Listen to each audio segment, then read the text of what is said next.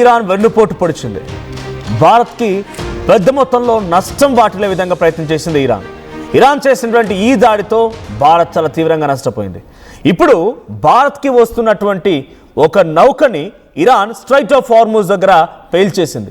Hormuz జలసంధి దగ్గర దాన్ని పేల్చివేయడంతో చాలా తీవ్రంగా నష్టపోయింది.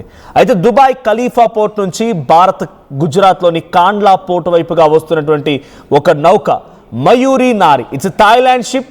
సో థాయిలాండ్ షిప్ అయినప్పటికీ భారత్కి కొన్ని ప్రోడక్ట్స్ వస్తున్నాయి, ఐరన్ ఓర్ లాంటిది, స్టీల్ లాంటివి, కొన్ని గ్రెయిన్స్ లాంటివి, పెట్రో కెమికల్స్ లాంటివి, ఇంకా కీలకంగా గోల్డ్, బంగారం కూడా వస్తుందంట ఈ నౌకలో.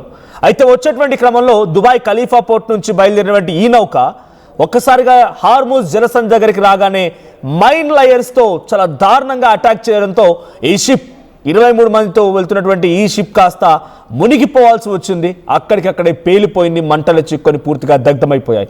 దాంట్లో ఉన్నటువంటి 20 మందిని వెంటనే ఓమన్ తన నావిని పంపించి వారందరిని రక్షించే ప్రయత్నం చేసింది. ముగ్గురు ఆల్రెడీ ఇంజన్లో చిక్కుకొని ఈ మంటల్లో అగ్నికి ఆహుతైనట్టు తెలుస్తోంది.